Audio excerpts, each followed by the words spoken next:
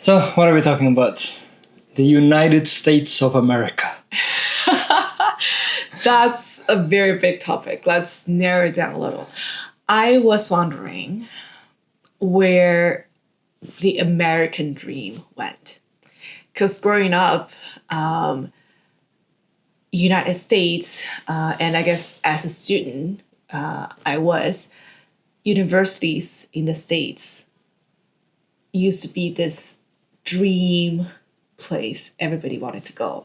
And I think it's the idea of if you can make it in the US, you can make it anywhere. So everybody wanted to go. And the dream for everybody was to go to the States where all the good things are. If you buy a house, have 2 kids, a dog, a minivan, this is your dream life. And it sounded like US is the only place you can make it happen. So we call it American Dream. But I feel like over the years, especially in the past few years, people stopped talking about American dreams anymore. And US kind of stopped becoming this ideal place or dream place everybody wanted to go. So I was wondering what happened, why, the reasons behind that mind shift. Yeah, I think for me, I didn't have that vision that I will have the American dream with the house and the kids and whatever. Yeah. But I think for me, I saw as well that US had always so much like opportunity to grow myself and build something like really, really great. And it seemed to have really like specific core values that you could get behind as well. Where US always like I guess you watch the Hollywood movies and it's always the evil Russians or the evil Chinese or evil communism, and the US is like fighting for the peace of the world. And I think to like some extent maybe it was because I was a kid too, I could see that as US being the powerful player that then just like kind of works towards the global good. But I don't know. Part of me, I guess, maybe growing up, I feel like I always wanted to go to US, move to US. Once I got like 19, I went to New York. It's kind of interesting. Okay. But after having like traveled around now, I just feel like I don't like see the hype anymore. Okay. So do you think to you it's simply a matter of expectation not meeting the reality? Like, what was it that was different? What you saw in person in New York versus what you had in mind when you were a kid? I think the differences really come if you try to see yourself living there for like a long period of time. Because I guess as a kid, you just think about like US cool and can do cool stuff and make a lot of money and live in fancy houses. Mm-hmm. Yeah. But I think what you don't think about as a kid is like, I'm going to pay for this, or what if I get sick, or healthcare, or housing prices actually, or whatever all these other things are. Yes, I think some of those things when I realized how easy life back in Estonia is, where I'm from, even like traveling anywhere, I feel like everything is so convenient for me there versus it's hard kind of pitch to be like, oh yeah, I want to live that dream somewhere else. Right.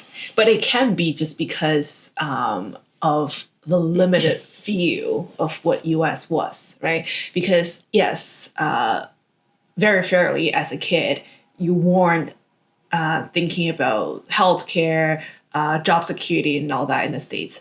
But US was this universal dream place for almost everybody across the world, and there had to be a reason behind it, right? You weren't thinking about housing and job security. Other people were, but to them at the time, US was still the best place to be, the best place to live. But it's not anymore. Why?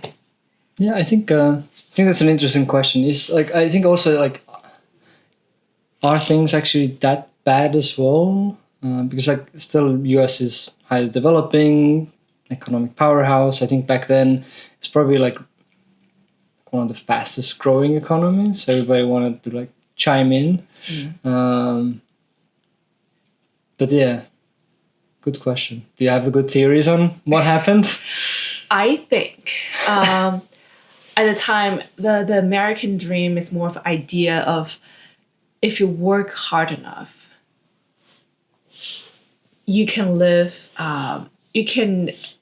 a better and prosperous life in this place.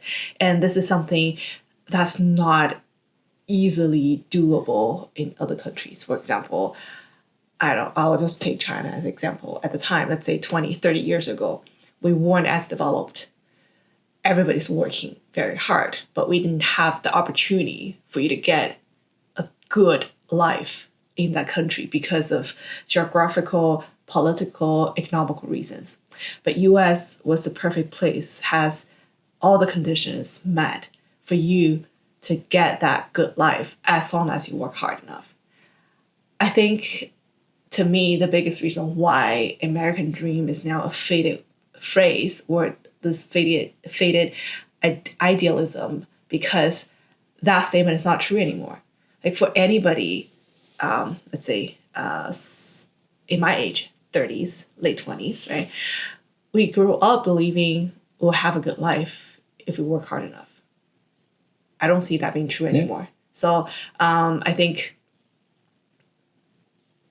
then to us, it's like, oh, if that's not true, if there's no one place in this world for me to, for that golden rule to work anymore, then what's the point of the American dream? Do you feel yourself right now that if you just work hard enough, you're gonna be successful? No. No? I think there are so many. Okay, maybe they step back as well. Yeah. Let's define success. What is even success? Well, I think the easiest way to measure it is money, right? So would you say success is you don't have to worry about finances that much and you have a paid off house? Yeah. Okay. Food, shelter, healthcare,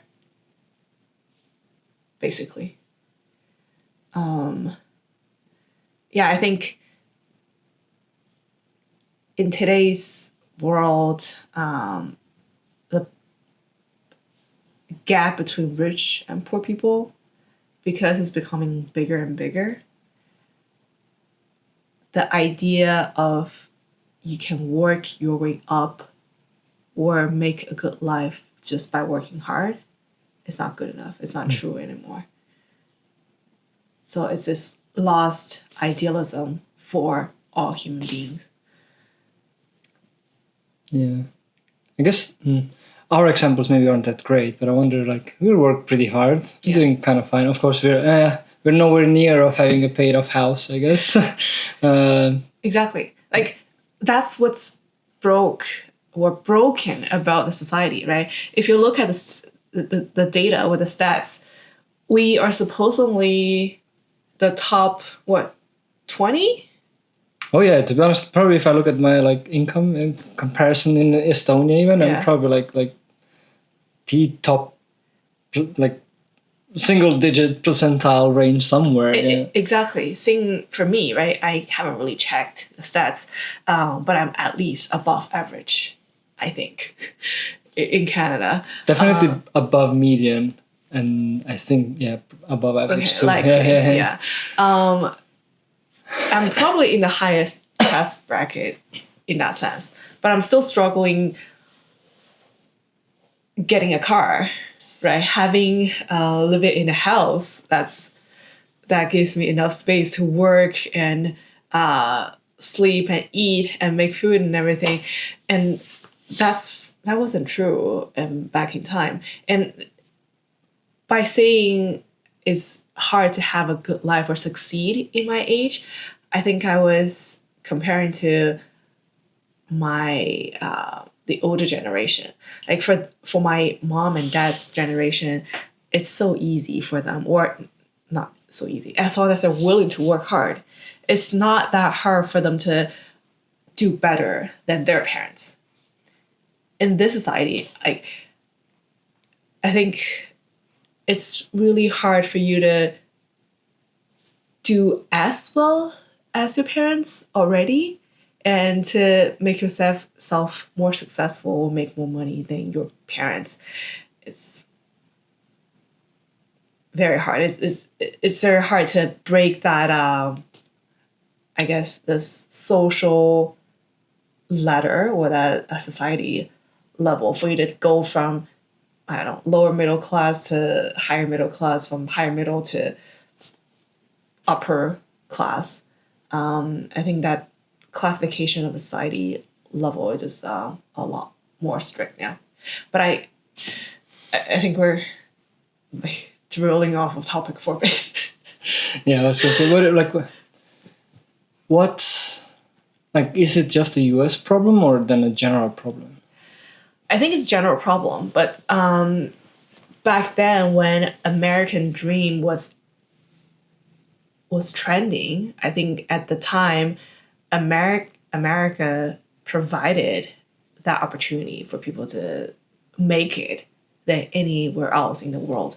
Now, because it's so hard anywhere in the world, America is not standing out.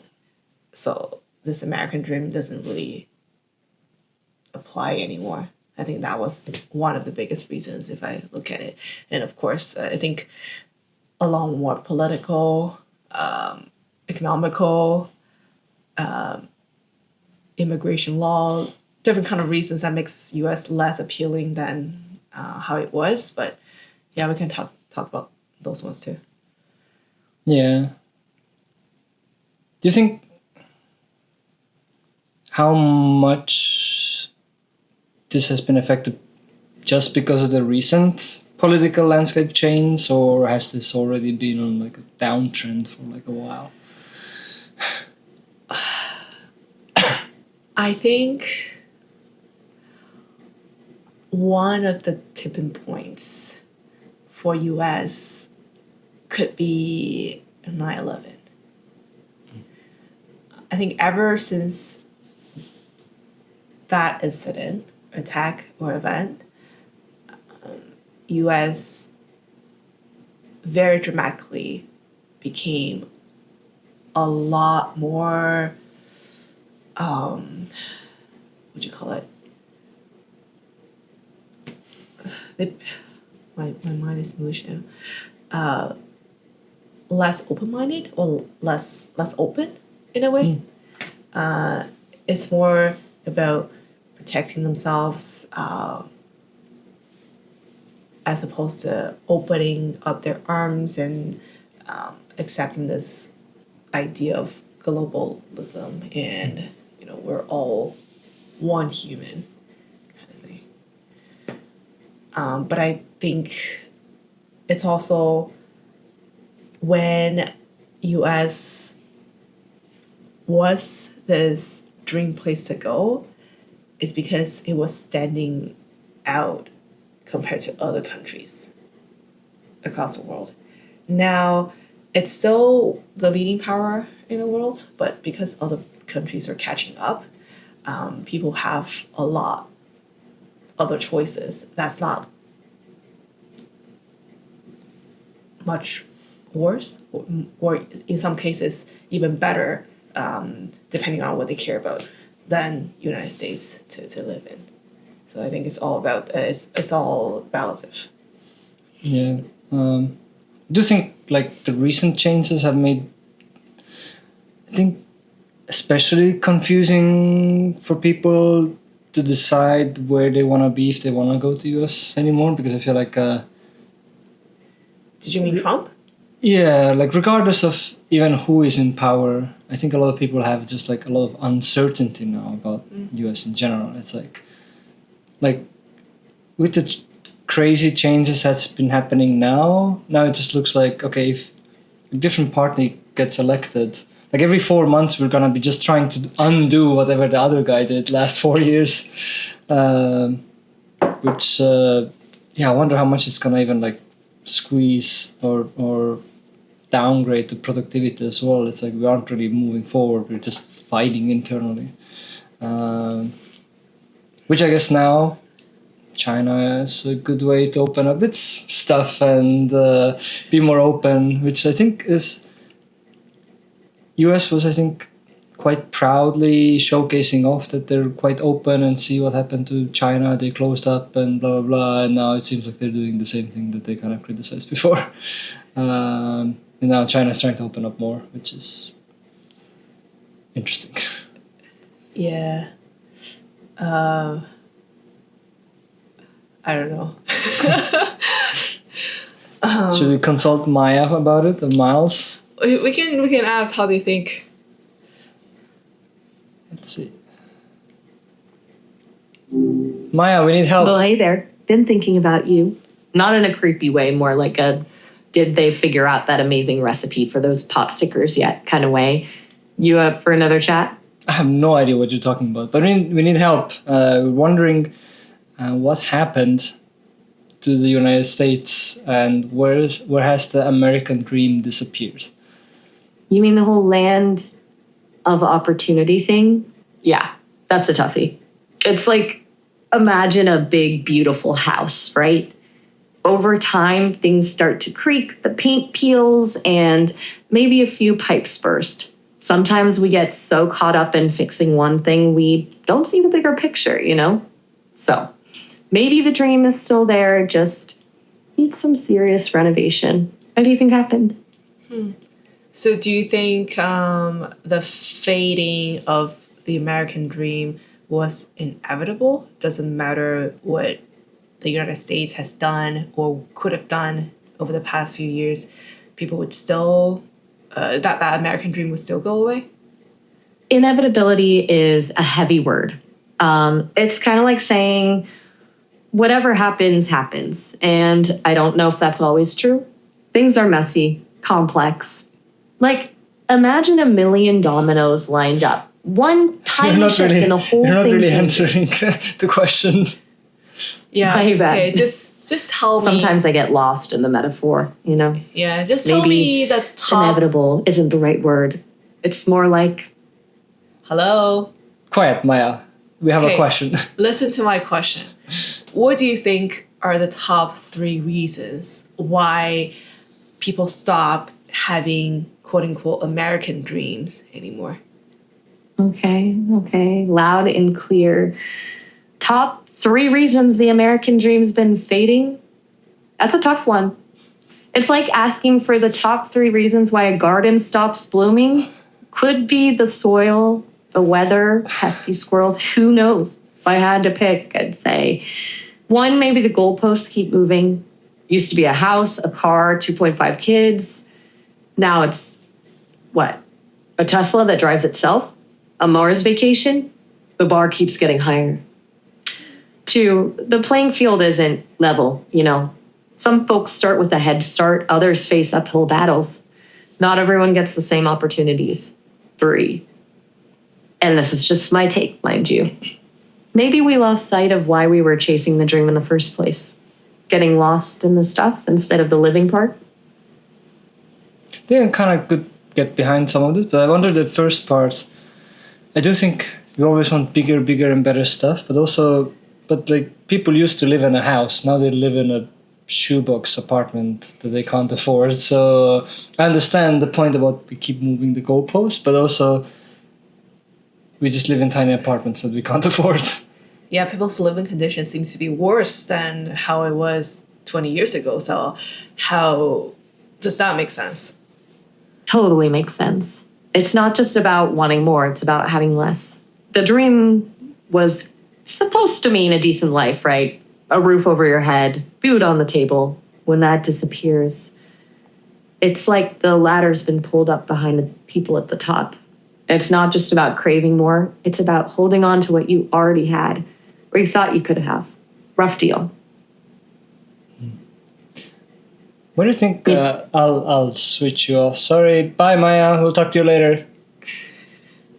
Oh, okay. Talk soon. Bye. Hey. No. Not very helpful.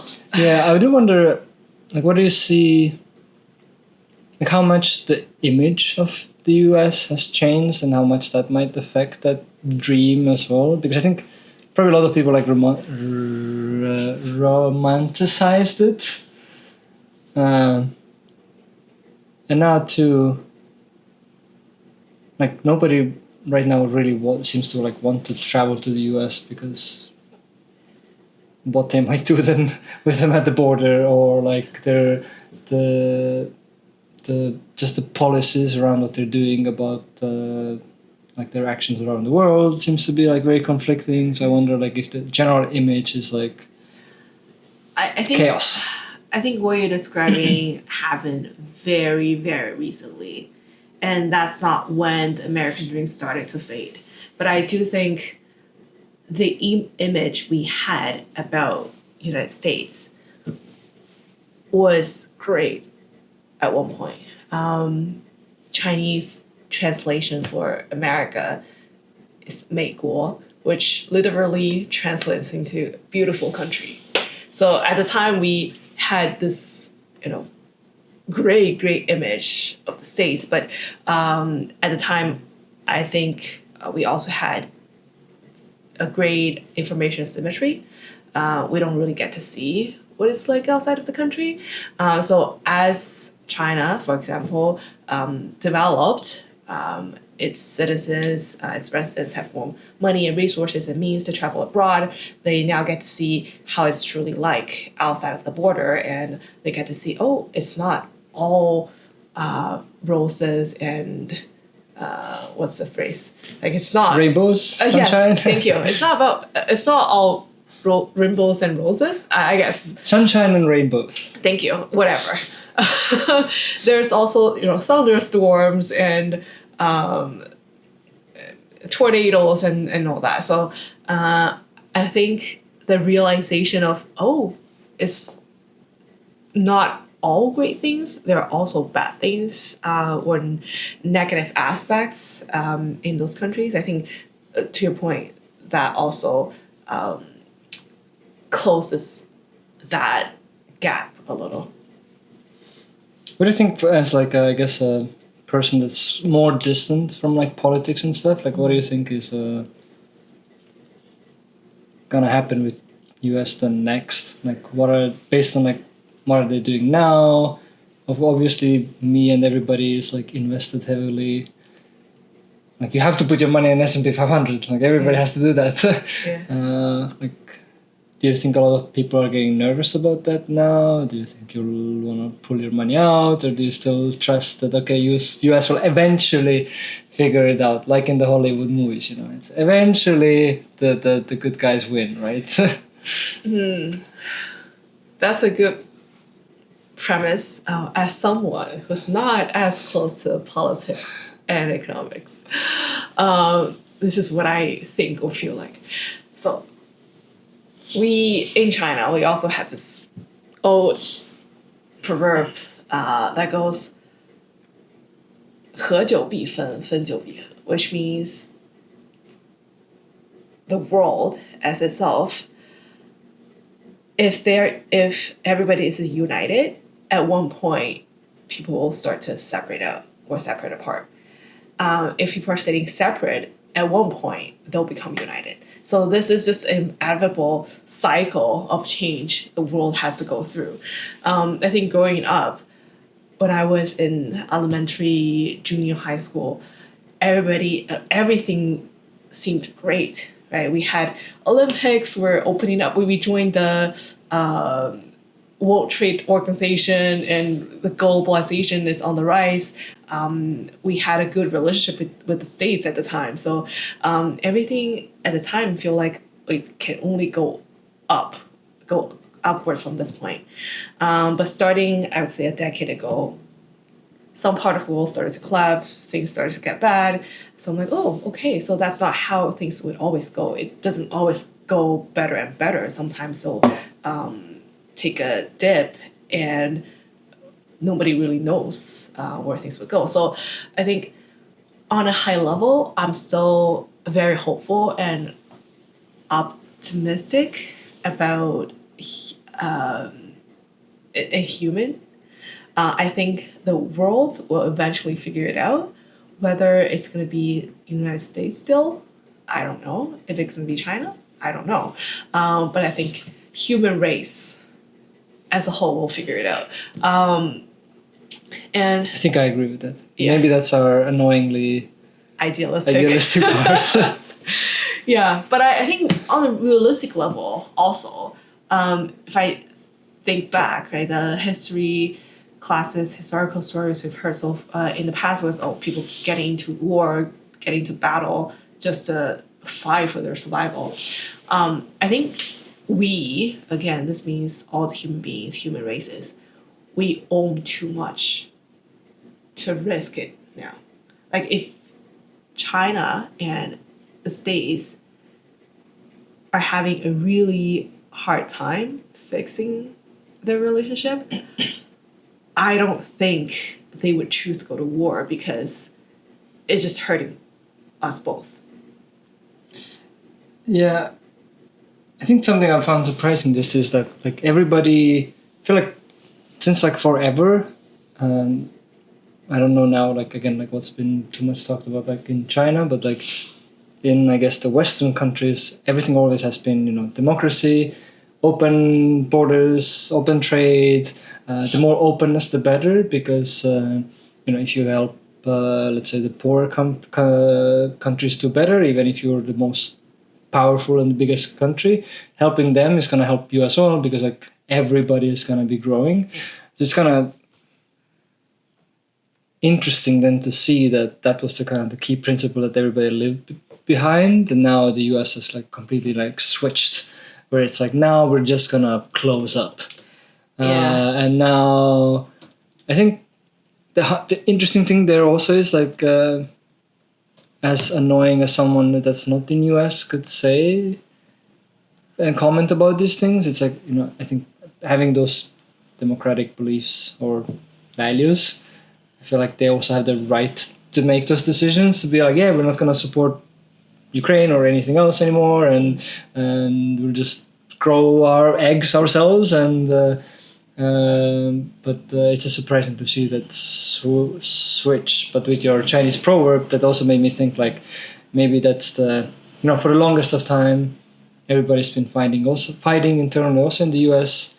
So maybe this is also the necessary process to go through, where they go full scale into lock everything down.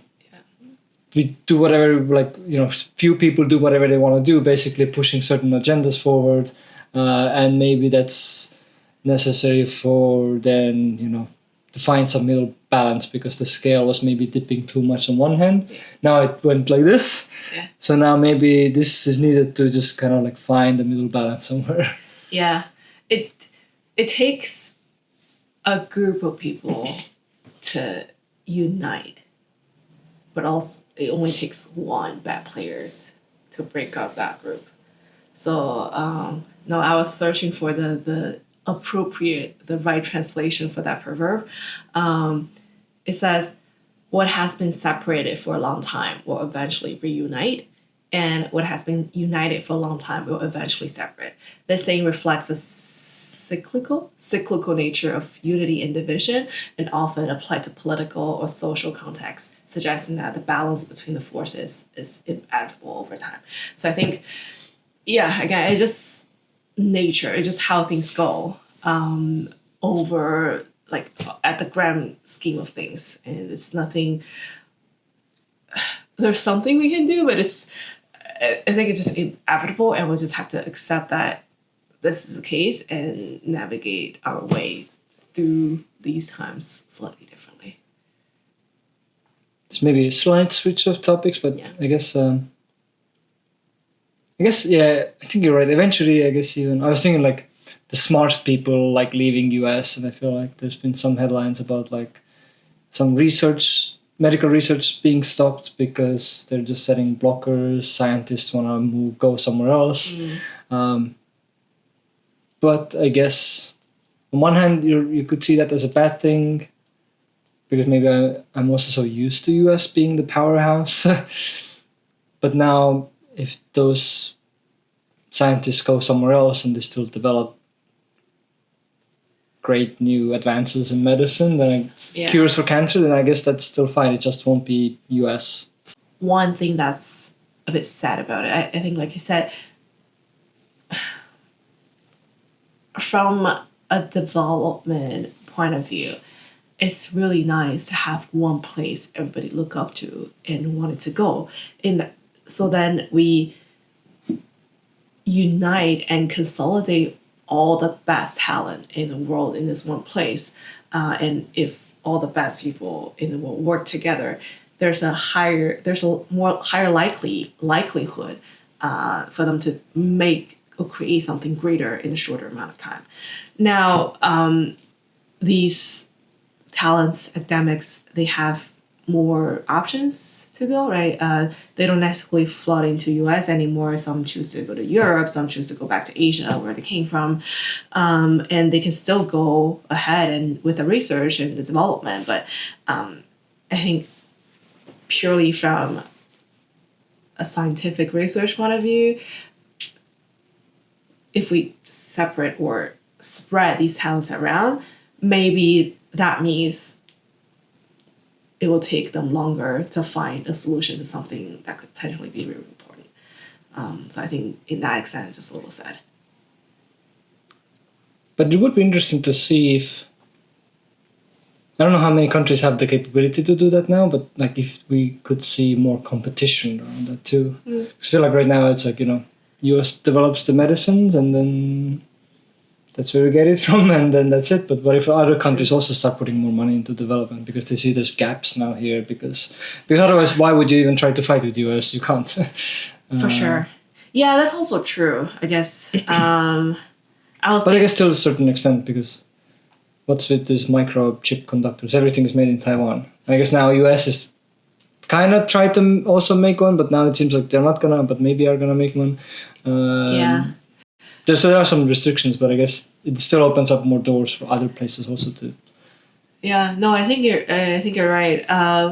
Theoretically, right, if you put all the best talent into one thing, then that one project has a highest likelihood of being successful. But in reality, it's when you put two comparable or equally good teams side by side and that compete, I think that's probably when you'll get the best thing out of also. Yeah, I agree. Or what if there's the next Einstein in Estonia, but he would never want to go to US. Yeah. And Estonia never would put money behind it because we don't have enough money to compete with US. But now US is investing there less, so maybe the Estonian government is like, ooh, we should put some money behind it, and now Einstein has money. The Estonian Einstein has money to develop stuff. This is very extreme. Exactly. No, I think that's why there are other rising stars in the country for top talents to choose from, right? Yeah, I think in general that's still a good thing for the world and for the human race. Yeah. I guess if I had to come up with like an only weird kind of like a concern point of view, I think this just comes maybe also like how I've been growing up and where that, this Ukraine-Russia war, and like I've been sitting next to the border of Russia and we've had, conflicts as well. I guess what probably made a lot of Western countries comfortable was that, US was our ally, was the powerhouse. So nobody could kind of like screw with us. That was the part for like fighting for the good in some sense. Well, that was the perspective that was put out. So in that case, it's like now it's like I feel like there's a lot more conflicts happening around everywhere, but I also wonder like how much these things are even connected in the first place or not. I could see where they're coming from, but it's also if you're relying on someone to protect you and keep you safe, they can protect you and they can also destroy you. So it's still, at the end of the day, make yourself more powerful is the key to things. Yeah, but if you're Estonia, with 1 million people living in there, there's not much you can do alone. Well, then you form allies with other smaller countries, right? You don't rely yourself on the states. Like if you form alliance with the other small countries and each one of you have the equal say or equal power in that alliance, I think that works a lot better than you parasiting yourself to the states and relying on them to protect you. I guess that's what Europe has been trying to do now, Yeah. is to get more disconnected from US. Yeah.